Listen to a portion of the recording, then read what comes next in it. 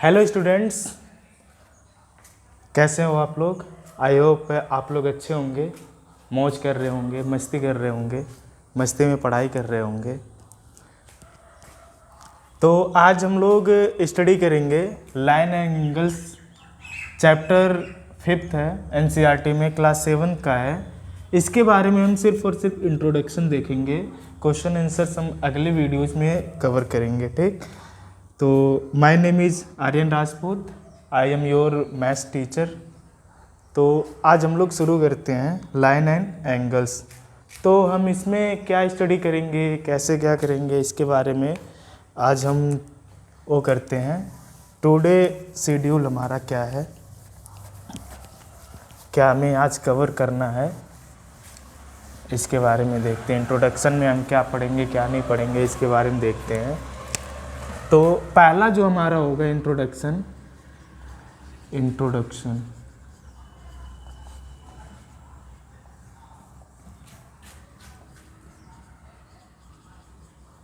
Today target. Introduction में हम पढ़ेंगे पहला पॉइंट्स क्या होता है, फिर पढ़ेंगे लाइंस, फिर पढ़ेंगे रे, फिर लाइन सेगमेंट, फिर स्टडी करेंगे हम एंगल्स के बारे में, एंगल्स, टाइप ऑफ एंगल्स। उसके बाद फिर हम स्टडी करेंगे कॉम्प्लीमेंट्री एंगल्स,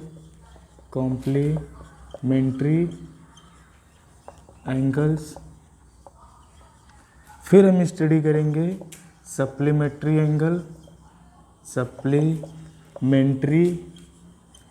एंगल्स।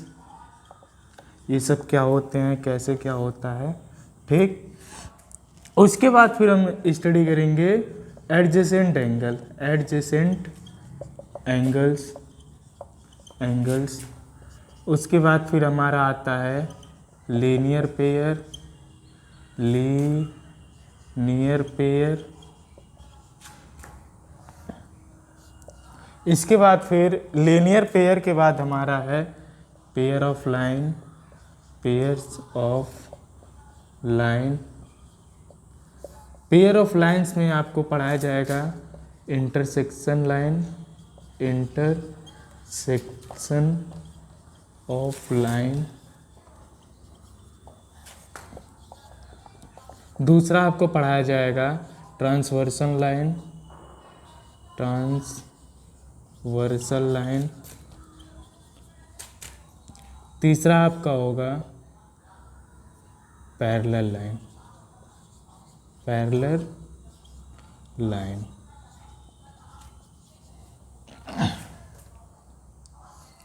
उसके बाद फिर आप लोग पढ़ेंगे इसमें कि फॉर्मेशन ऑफ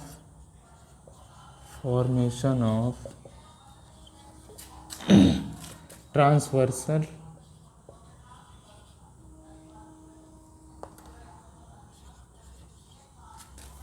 एंगल्स, कि ट्रांसवर्सल लाइन से हमारा कैसे एंगल्स फॉर्म्ड होता है, इसके बारे में हम स्टडी करेंगे। ये हमारा आज का टारगेट है। आज हम इसी के बारे में स्टडी करेंगे। लाइंस क्या होता है, रे क्या होता है, लाइन सेगमेंट क्या होता है, एंगल्स क्या होते हैं, टाइप ऑफ एंगल कितने प्रकार के होते हैं, कॉम्प्लीमेंट्री एंगल क्या होता है, सप्लीमेंट्री एंगल क्या होता है, एडजेसेंट एंगल क्या होता है, लीनियर पेयर क्या होता है, पेयर ऑफ लाइन, इसमें हम इंटरसेक्शन ऑफ लाइन पढ़ेंगे, फिर ट्रांसवर्सल लाइन पढ़ेंगे, फिर पैरेलल लाइंस पढ़ेंगे। उसके बाद फिर ट्रांसवर्सल लाइन से हमारा एंगल्स कैसे फॉर्म्ड होता है, इसके बारे में हम स्टडी करेंगे। ठीक, ये आज का हमारा इंट्रोडक्शन है, इतना हमें स्टडी करना है। तो पॉइंट्स के बारे में देखते हैं, पॉइंट्स होता क्या है। पहले हम डेफिनेशन से जाएंगे, एक एक का डेफिनेशन लिखते हैं। पॉइंट होता क्या है। पॉइंट आप ये कह सकते हो कि it is a geometrical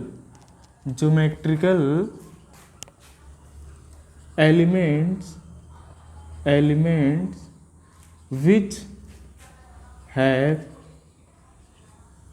no dimension, जिसके पास कोई डायमेंशन ना हो, उसी को हम क्या कहते हैं, पॉइंट्स कहते हैं। जैसे ये हो गया, ये एक पॉइंट है, इसके पास कोई डायमेंशन नहीं है, ये आप नहीं कह सकते हो कि इसके पास कोई भी डायमेंशन है। ठीक, ये हमारा एग्जाम्पल हो गया। उसके बाद फिर हमारा आता है line.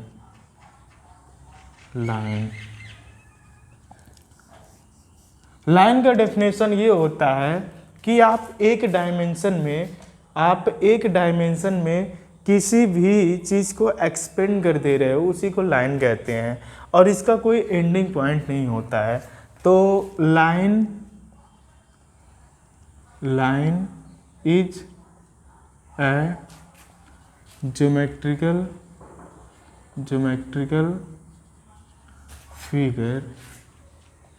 figure which is draw only one dimension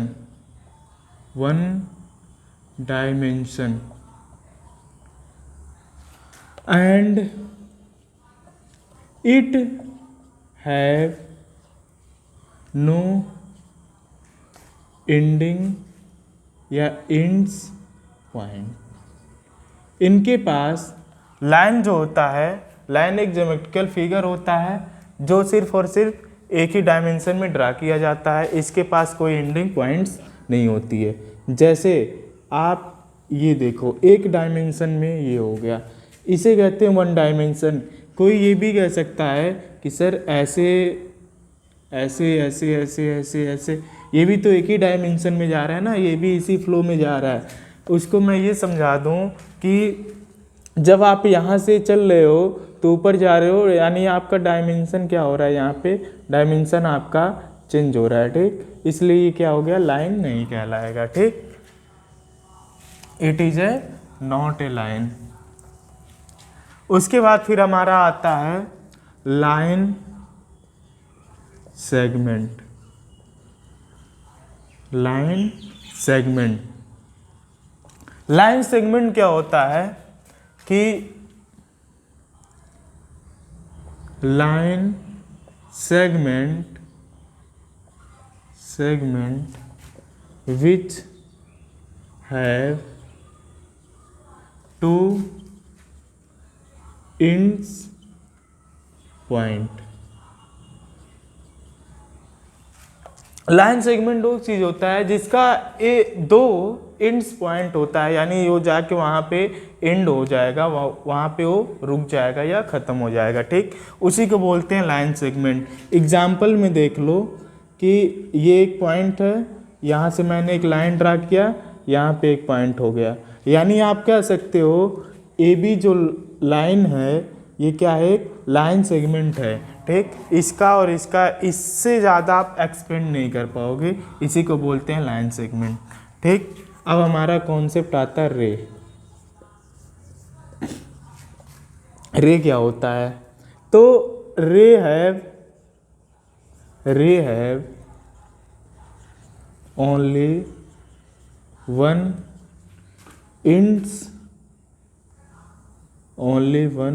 and point and other are endless। Sorry, रे क्या होता है, जिसके पास सिर्फ और सिर्फ एक एंडिंग पॉइंट हो और दूसरा वाला जो पॉइंट हो या दूसरा वाला जो है वो एंडलेस हो, यानी वो ख़त्म ना हो, उसी को बोलते हैं हम रे। जैसे यहाँ से हमने ड्रा किया, एक यहाँ पे ले गए, ये क्या हो गया आपका, एक रे है। ठीक, ये क्या है आपका, रे है।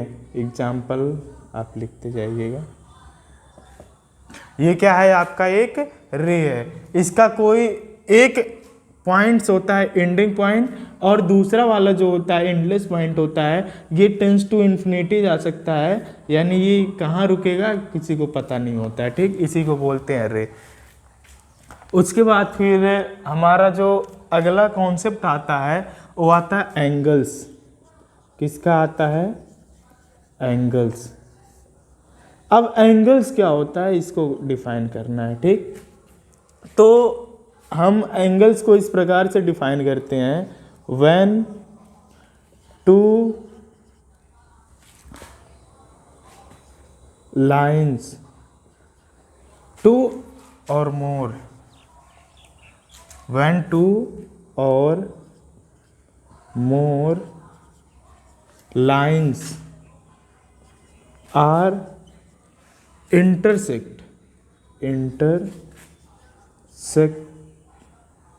to each other,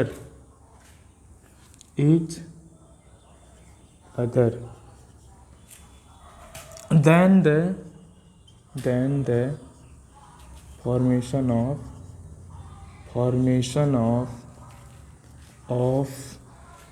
angle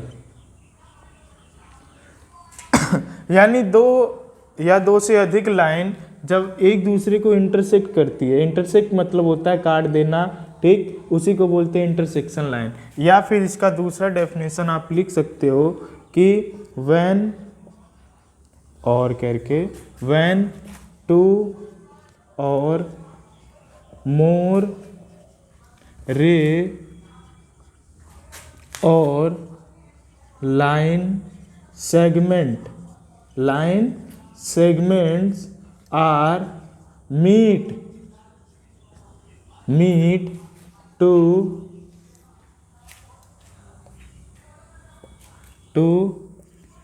each other. क्या होगा?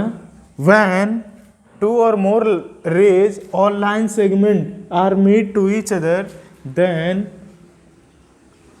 it is called angles, ठीक, उसको हम क्या बोलेंगे? एंगल्स बोलेंगे। एग्जाम्पल के लिए हम देखते हैं कि एक रे हमने ये बनाया, ठीक, एक रे हमने ये बनाया, दूसरा रे हम क्या बना दिए? ये बना दिए, ठीक। तो इससे जो फॉर्म्ड होता है एंगल, जो इससे मिल के बनता है उसी को बोलते हैं हम एंगल। क्या बोलते हैं? एंगल बोलते हैं, ठीक।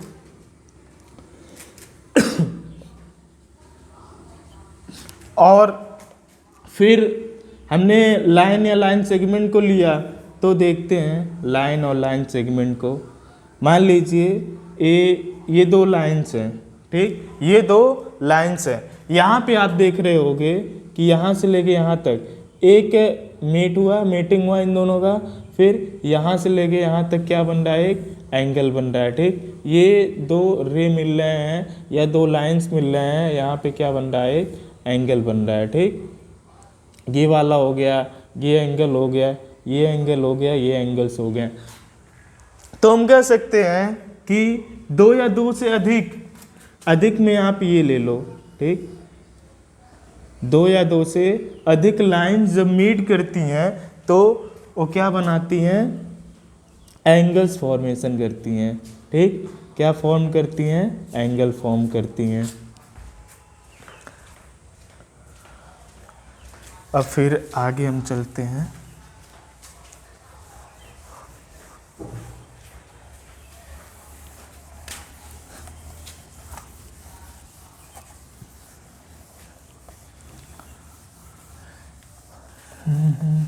आप लोग कापी, किताब, कलम, हर एक चीज़ लेके बैठ जाइए, और साथ ही साथ कॉपी में आप लोग पेन चला के नोट करते रहिए, ताकि आपका फेयर भी क्या होता रहे? कंप्लीट होता रहे, ठीक।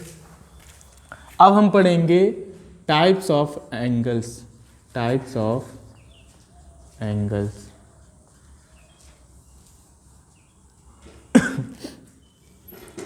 पहला होता है एक्यूट एंगल।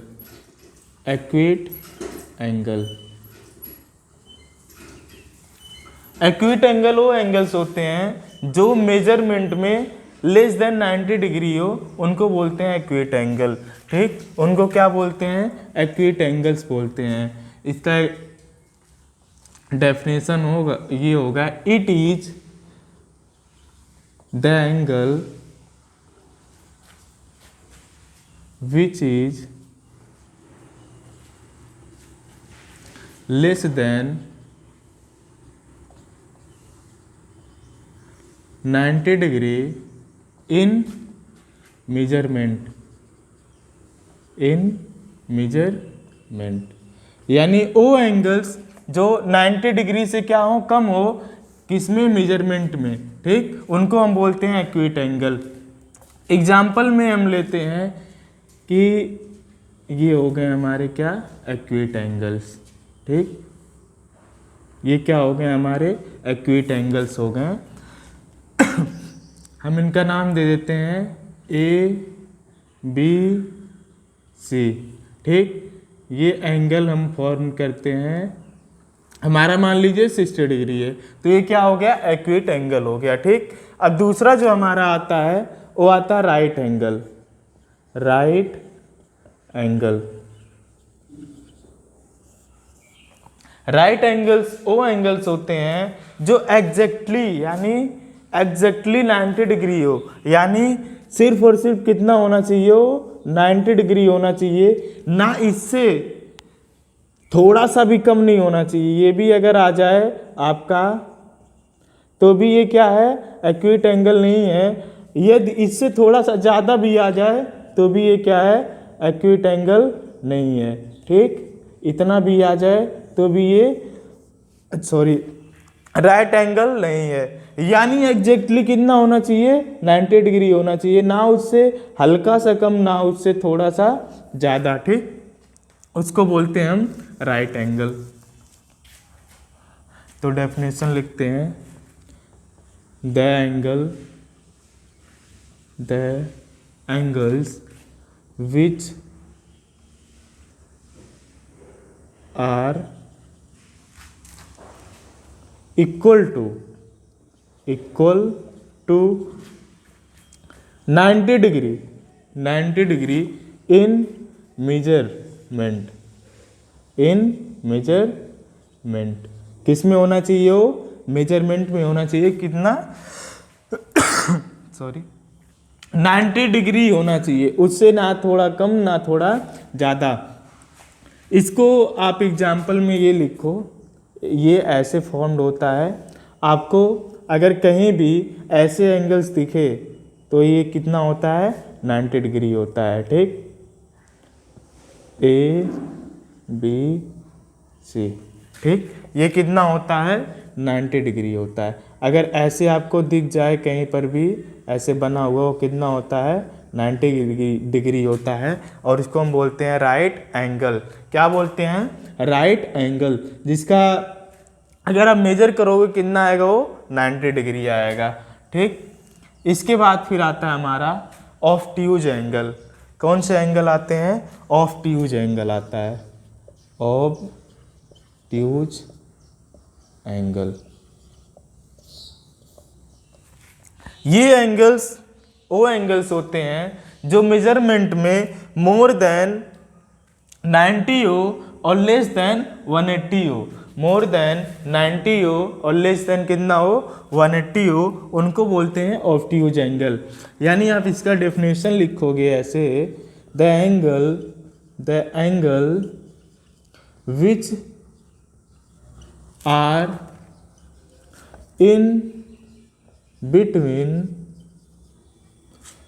90 to 180, यानी 90 से 180 के बीच में हो, उनको हम क्या बोलते हैं? Obtuse angle. ठीक, इन मेजरमेंट, यानी किस में होने चाहिए? ये मेजरमेंट में होने चाहिए। ठीक, मेजरमेंट, उनको हम क्या बोलते हैं? ऑब्ट्यूज एंगल बोलते हैं। ठीक, इसका और भी डेफिनेशन आप लिख सकते हो, the angles which is more than 90 and less than 180 in measurement is known as obtuse angle. ये कैसे दिखते हैं आपको, आप ऐसे अगर बनाओगे ऐसे करके तो ये कितना होगा 90 डिग्री होगा। ठीक, इससे हमें क्या लेना है, थोड़ा सा ज़्यादा लेना है और 180 से क्या लेना है, कम लेना है। तो हमारे ये क्या हो गए ऑब्ट्यूज एंगल। ठीक, क्या हो गए हैं ये ऑब्ट्यूज एंगल हो गए ए बी सी। ठीक, ऑफ ऑब्ट्यूज एंगल का डेफिनेशन या कोई पूछे आपसे ऑब्ट्यूज एंगल क्या होता है तो आप उससे ये कहोगे कि वो एंगल्स जो 90 डिग्री से क्या हूँ ज़्यादा हूँ और 180 डिग्री से क्या हूँ कम हूँ, किसमें, मेजरमेंट में। ठीक, उनको हम क्या बोलते हैं, ऑब्ट्यूज एंगल। आप नोट कर लीजिए पॉज करके, हम आगे बढ़ते हैं फिर टाइप ऑफ एंगल में।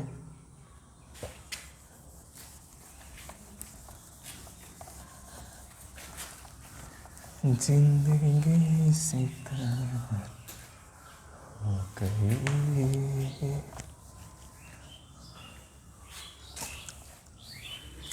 फिर हमारा आता है straight angle. Straight angle, straight angle क्या होता है इसके बारे में बता दूं थोड़ा सा यहाँ नीचे। ठीक, स्ट्रेट मीन्स आप समझ रहे होंगे एकदम सीधा सीधा होगा। कैसा होगा, एकदम सीधा सीधा होगा। यानी स्ट्रेट एंगल वो एंगल्स होते हैं जो एक लाइन पे, ठीक, उसके जो रे होते हैं, ठीक, ये दोनों क्या हैं, रे हैं। ये कैसे होंगे, एक स्ट्रेट लाइन पे होंगे। इनको हम क्या बोलते हैं, स्ट्रेट एंगल बोलते हैं। स्ट्रेट एंगल्स मतलब एकदम सीधा सीधा हो, यानी एकदम सीधा सीधा ऐसे हो, उसको हम क्या बोलेंगे, स्ट्रेट एंगल्स बोलेंगे। ठीक, तो इसका डेफिनेशन आप ये लिख सकते हो, the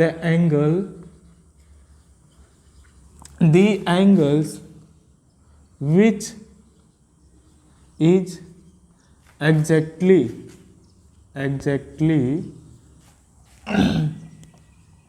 180 degree in measurement. Measurement क्यों लिख रहे हैं, मेजरमेंट हम इसलिए लिख रहे हैं क्योंकि हम मेजर करके बता रहे हैं कि ये कितना है 180 डिग्री है। ठीक, इसलिए हम किस में लिख रहे हैं, मेजरमेंट में लिख रहे हैं। ठीक, और इसी का दूसरा नाम भी होता है, कहीं कहीं लिख देता है लाइन एंगल्स। ठीक, लाइन मीन्स एक सीधी सी लाइन है, वहाँ पे एक एंगल, ये क्या हो गया आपका स्ट्रेट एंगल हो गया। ठीक, तो इससे आप लोग वो मत होइएगा। इसका एग्जाम्पल आप लोग ऐसे लिख लीजिए, ये क्या है आपका स्ट्रेट एंगल, यानी कितना इसका होना चाहिए 180 डिग्री, एग्जैक्टली 180 डिग्री होना चाहिए। इससे ना थोड़ा सा कम ना थोड़ा सा ज़्यादा। अगर आप हल्का सा भी कम कर देंगे 180 से तो भी ये क्या होगा 9999, तो भी ये स्ट्रेट एंगल नहीं होगा। अगर इससे थोड़ा सा ज़्यादा भी कर देंगे तो भी ये क्या होगा, स्ट्रेट एंगल नहीं होगा। ठीक, स्ट्रेट एंगल कितना होना चाहिए, एग्जैक्टली 180 डिग्री होना चाहिए, ना उससे थोड़ा सा कम ना उससे थोड़ा सा ज़्यादा। अब हमारा आता है अगला reflex angle. Reflex angle,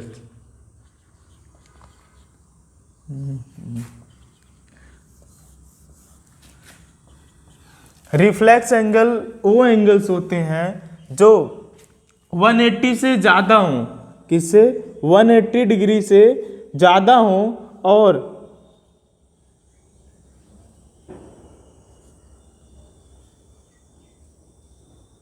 180 degree से ज़्यादा हो और 360 से क्या हो, कम हो। ऐसे एंगल्स जो 180 डिग्री से ज़्यादा हो और 360 से क्या हो, कम हो, उनको हम क्या बोलेंगे, रिफ्लेक्स एंगल। उनको हम क्या बोलेंगे, reflex angle. The angle which are more than 180 degree and less than 360 degree is known as known as reflex angle. इनको हम क्या बोलेंगे? रिफ्लेक्स एंगल बोलेंगे। 180 से क्या हो? ज़्यादा हो और 360 से क्या हो? कम हो, उनको हम क्या बोलेंगे? रिफ्लेक्स एंगल बोलेंगे। ठीक, इसको हम कैसे वो करेंगे? देखिए ये क्या है, एक आपका स्ट्रेट एंगल है, यानी इसका मेजरमेंट आप कितना करोगे? अगर यहाँ से आप रख के करोगे कितना होगा? 180 होगा। हमें क्या लेना? 180 से ज़्यादा लेना है। ठीक, तो हम इससे क्या करेंगे? थोड़ा सा ज़्यादा ले लेंगे। ये हमारा अब क्या बन गया? Reflex angle. कौन सा एंगल बन गया? Reflex angle. ठीक, आप ऐसे मेजर करोगे 270 ABC। ठीक, ये आपका क्या बन गया? रिफ्लेक्स एंगल बन गया। यानी आपको दिख रहा होगा कि इसी दोनों के बीच में ये एंगल फॉर्म्ड होंगे। ठीक, इनको बोलते हैं हम रिफ्लेक्स एंगल। अब हमारा लास्ट आता है कंप्लीट एंगल। कंप्लीट एंगल,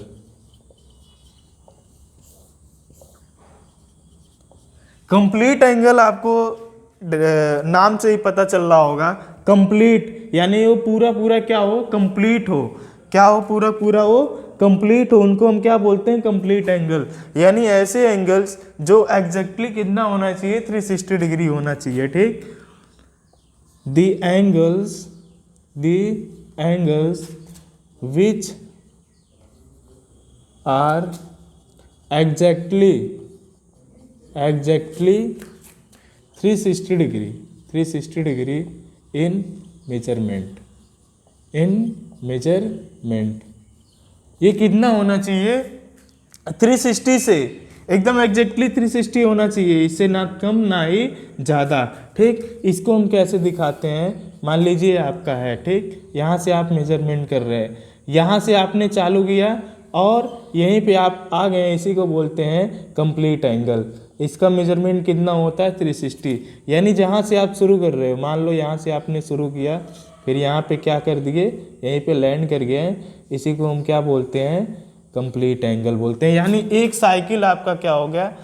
एक सर्कल आपका क्या हो गया? कंप्लीट हो गया, इसी को बोलते हैं हम कंप्लीट एंगल। ठीक, इसको पॉज करिए और नोट कर लीजिए, फिर आप आगे चलते हैं।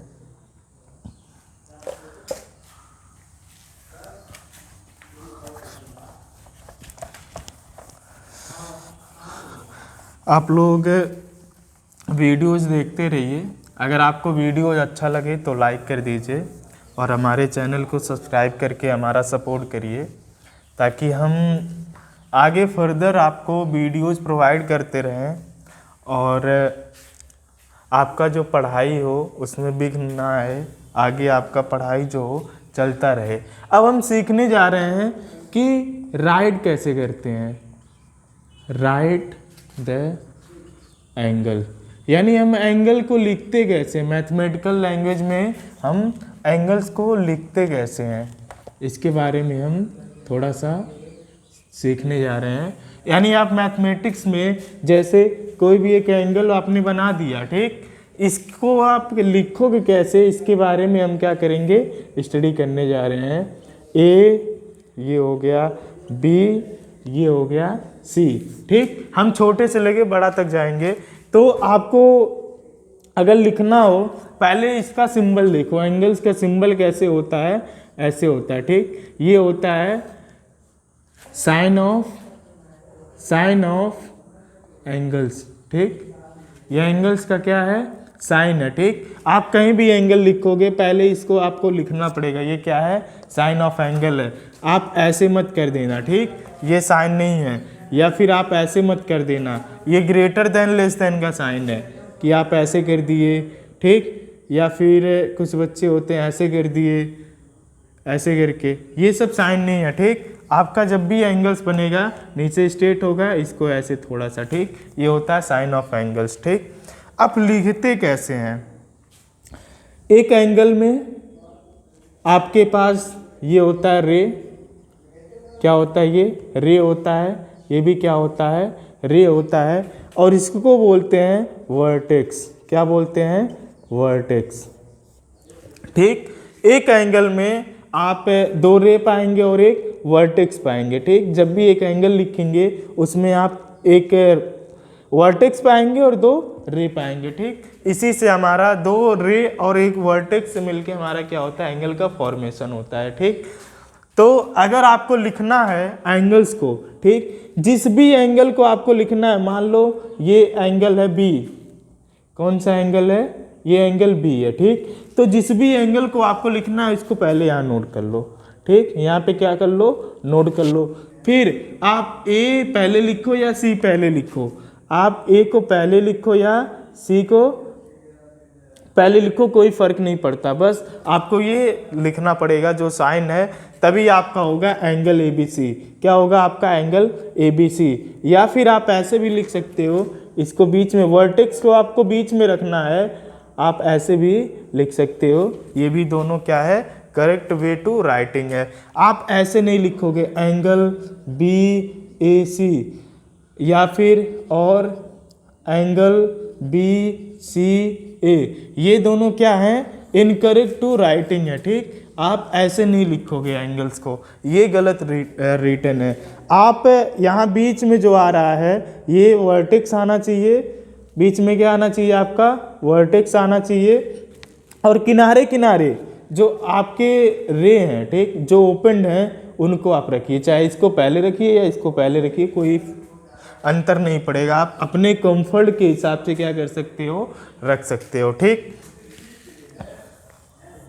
अच्छा इसको रहने देते हैं, BAC और एंगल BCA, ठीक। ये आपका इनकरेक्ट वे टू राइटिंग है, ठीक। इससे आप ऐसे नहीं लिख सकते हो एंगल्स को। अब फिर दूसरा हम देखते हैं, ये एक आपका लाइन है, दोनों मीट कर रहे हैं, ठीक। ये नाम दे देते हैं AB लाइन है, ठीक, और ये CD आपका ये लाइन है। अगर मैं आपसे पूछूं इस लाइन में कितने एंगल्स फॉर्म्ड हो रहे हैं, आपसे अगर मैं पूछूं इस लाइन में कितने एंगल्स फॉर्म्ड हो रहे हैं, तो आपका जो आंसर होगा मेरे हिसाब से वो आप सिर्फ कहोगे 4 एंगल्स फॉर्म हो रहे हैं, ठीक। कितना कहोगे आप, 4 एंगल्स फॉर्म्ड हो रहे हैं। लेकिन आपको ये नहीं दिख रहा है कि यहाँ से यहाँ तक भी एक एंगल है, ठीक। फिर यहाँ से यहाँ तक भी एक क्या है, एंगल है। फिर यहाँ से यहाँ तक भी आपका क्या है, एक एंगल है। उसके बाद आप यहाँ से यहाँ तक भी क्या है, एक एंगल है। कितने एंगल्स हो गए, 1, फिर 2, फिर 3, फिर 4, फिर इस पूरे को 5, इस पूरे को 6, इस पूरे को 7, इस पूरे को 8। अभी भी एक एंगल फॉर्म्ड होगा जो कि क्या, कौन सा एंगल होगा, कंप्लीट एंगल होगा। यानी यहाँ से चला हमारा और यहीं पे आके क्या हो गया, रुक गया, ठीक। ये क्या हो गया आपका, कंप्लीट एंगल हो गया, ठीक।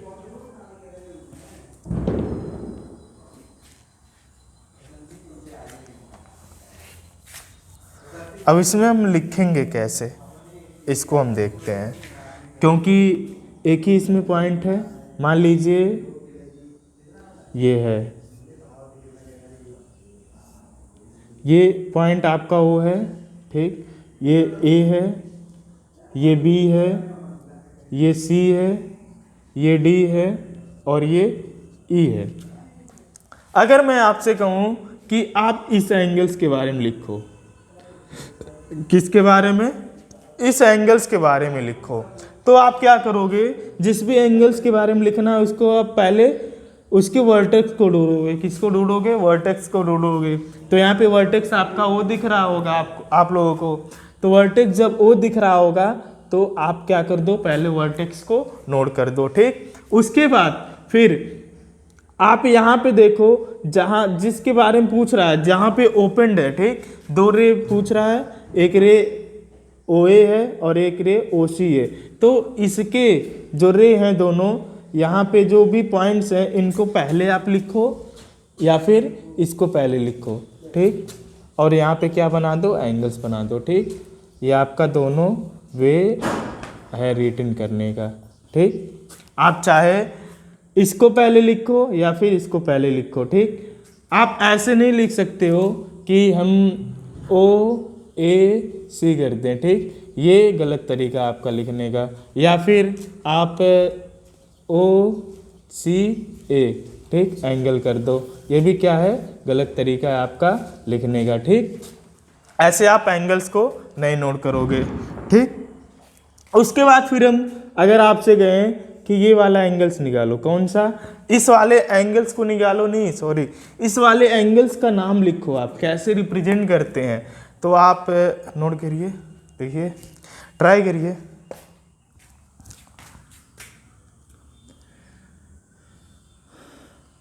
चलिए हम बताते हैं आपको कैसे इसको नोट करना है, कैसे रिप्रेजेंट, कैसे लिखना है इसको, ठीक। यहाँ पे तो आपको मैंने बोला पहले वर्टेक्स को ढूंढो, वर्टेक्स यहाँ पे है, वर्टेक्स कितना है, ओ है। उसके बाद फिर किसको ढूंढना है, आपको रे को ढूंढना है कि रे वाले पे पॉइंट्स कितना है, यानी इस वाले एंगल्स की जब बात हो रही है तो ये वाला एक रे हो गया, ठीक, एक ये रे हो गया, यानी इस वाले को पहले लिखो या इस वाले को पहले लिखो, इसके कोई फर्क नहीं पड़ता।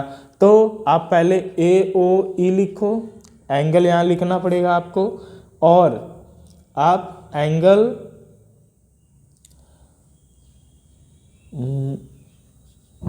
ई ओ ए करो, ठीक। दोनों आपका क्या है, करेक्ट वे टू रिटन है, ठीक। आप वर्टेक्स को हमेशा कहाँ रखेंगे, बीच में, मिडिल में रखेंगे। कहाँ रखेंगे, हमेशा मिडिल में रखेंगे, ठीक। आप इधर उधर वर्टेक्स को नहीं रखोगे, ठीक। अब फिर हम आगे चलते हैं। आप लोगों को मैं होमवर्क दे रहा हूँ, ये वाला एंगल्स, ये वाला एंगल्स, यानी एंगल 1, एंगल 2, एंगल 3 और फिर ये वाला एंगल, एंगल 4, इसका क्या करना है, आपको सिर्फ नेम लिखना है, ठीक। इन सभी एंगल्स का क्या लिखना है, आपका होमवर्क स्लाइड बना है आज कि right the name of angle 1, angle 2, angle 3 and angle 4, ठीक। इसको आपको नाम लिखना है, ठीक। फिर आगे हम चलते हैं।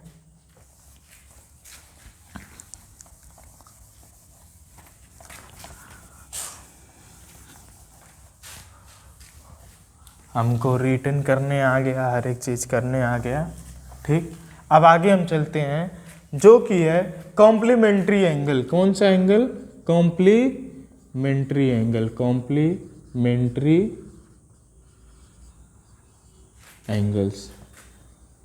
एंगल्स, ठीक। कॉम्प्लीमेंट्री एंगल से बहुत बच्चे ये गेस लगा रहे होंगे कि कंप्लीट यानी कंप्लीट है और मेंटली मतलब वो कंप्लीट एंगल से रिलेटेड है। तो मैं बता दूं ऐसा कुछ नहीं है, वो कंप्लीट एंगल से रिलेटेड नहीं है। आप कॉम्प्लीमेंट्री एंगल्स को डेफिनेशन ये कह सकते हो या इसको इस तरह से समझ सकते हो कि ऐसे एंगल्स जिनका सम ऐसे दो एंगल्स जिनका सम कितना होना चाहिए, 90 डिग्री होना चाहिए।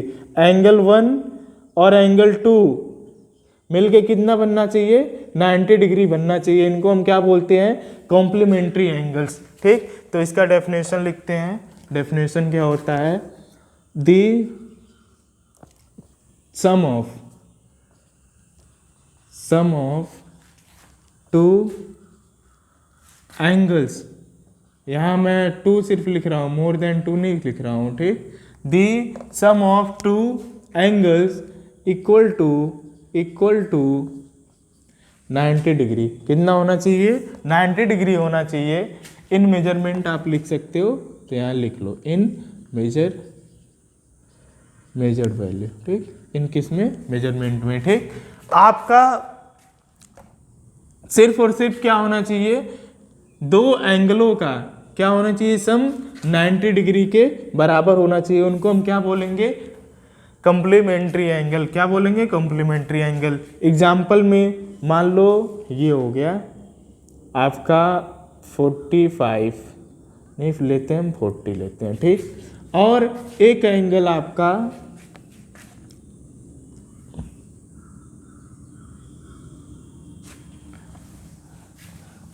60 डिग्री होना चाहिए है, ठीक, 60 नहीं 50 है, ठीक।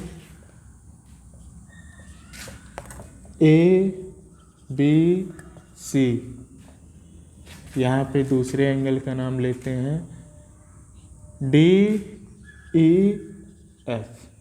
ठीक। आपका ABCD और ABC एंगल है और एंगल DEF है, ठीक। अगर मैं पूछूं कि क्या ये दोनों कॉम्प्लीमेंट्री एंगल हैं, तो आप क्या करोगे, इन दोनों को सम करोगे, तो angle ABC plus angle DEF बराबर, अगर 90 डिग्री आ गया तो ये क्या है, कॉम्प्लीमेंट्री एंगल है, ठीक। तो एंगल ABC की वैल्यू कितनी है, 40 है, तो यहाँ पे 40 डिग्री रख दो। फिर एंगल DEF की वैल्यू कितनी है, 50 डिग्री है, तो यहाँ पे ला के रख दो। ये दोनों का सम देख रहे होगे आप, 40 प्लस 50 आप करोगे कितना होगा, 90 डिग्री होगा। तो आप क्या कहोगे, ये 90 हो गया और ये भी कितना हो गया, 90 हो गया। आप इक्वेशन में पढ़े होगे कि इधर वाला क्या होता है, LHS होता है, और इधर वाला क्या होता है, RHS होता है, ठीक।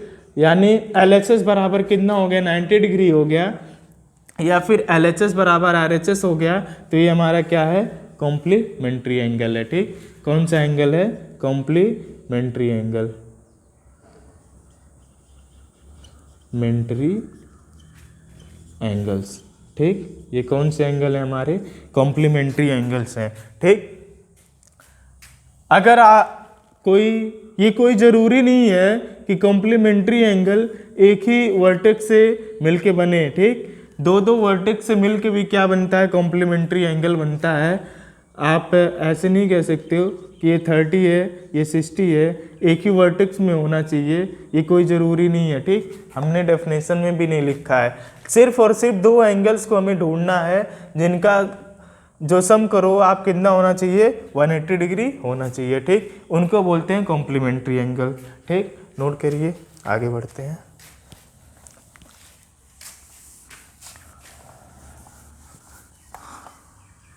फिर हम आते हैं सप्लीमेंट्री एंगल। सप्लीमेंट्री एंगल क्या होता है, इसके बारे में हम आपको बताएंगे। सप्लीमेंट्री एंगल्स, ठीक। सप्लीमेंट्री एंगल्स वो एंगल्स होते हैं the sum of two angles is equal to 180 degree in measured value, ठीक। कि ऐसे दो एंगल्स, उनको अगर आप सम कर रहे हो कितना होना चाहिए, 180 डिग्री होना चाहिए, उसके बराबर होना चाहिए। दो एंगल्स का सम कितना होना चाहिए, 180 डिग्री होना चाहिए। ये कोई ज़रूरी नहीं है कि वो सेमी वर्टेक्स पे हो, ठीक। अगर मान लो ये 40 था, 40 है, और दूसरा हमारा कितना आ जाए,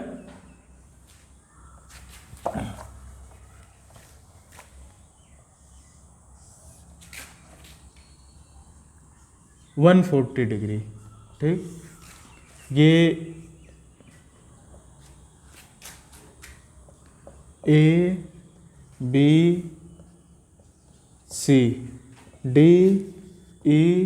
ABCDEF, ठीक। अगर मैं कहूँ कि एंगल ABC और एंगल DEF क्या सप्लीमेंट्री है कि नहीं है, तो आप क्या करोगे, इन दोनों का सम करोगे, ठीक। तो angle ABC plus angle DEF equal to कितना हो जाए, 90 डिग्री जब हो जाए, 180 डिग्री हो जाए, तो क्या होगा, हमारा सप्लीमेंट्री एंगल होगा, ठीक। तो इसका सम करिए, इसकी वैल्यू रखिए कितनी है, एंगल ABC की 40 डिग्री है, इसकी वैल्यू कितनी है, 140 है, ठीक। 140 डिग्री 180 हो गया, इधर है। इन दोनों को जब आप ऐड करोगे कितना आएगा, ये 180 डिग्री आएगा, और इधर भी कितना आएगा, 180 डिग्री आएगा। आप यहाँ देख रहे हो LHS बराबर RHS है, ठीक। या फिर आप कह सकते हो, और LHS equal to 90 degree, so it is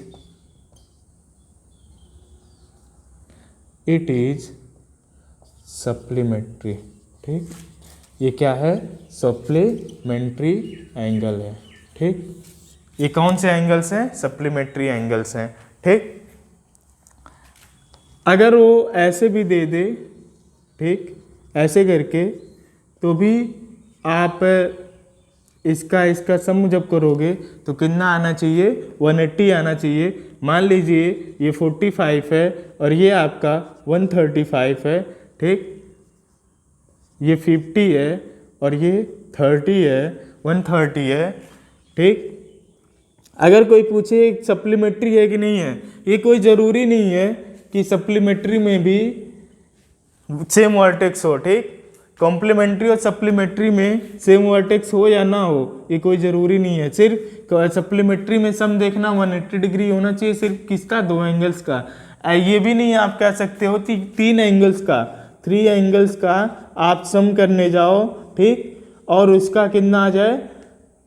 180 आ जाए। ठीक, तो ये भी सप्लीमेंट्री है, तो हम क्या बता देंगे? सप्लीमेंट्री नहीं होता। अगर आप 3 एंगल्स का सम करने जा रहे हो, वो भी 180 अगर आ रहा है, तो वो सप्लीमेंट्री एंगल्स नहीं होते हैं। ठीक, सिर्फ और सिर्फ कितना देखना हमें? 2 एंगल्स का देखना। ठीक,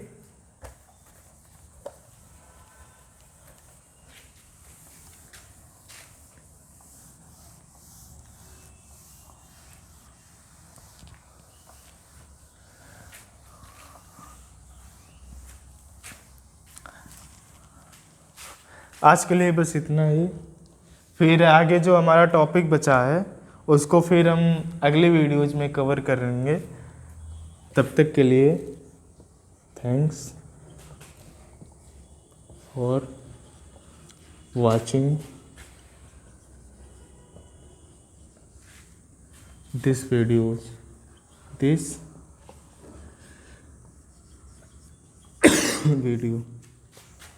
thanks for watching this video. आप लोग पढ़ाई करते रहिए और मचाते रहिए तहलका। बस इतना मैं एक्सपेक्ट करता हूँ आप लोगों से।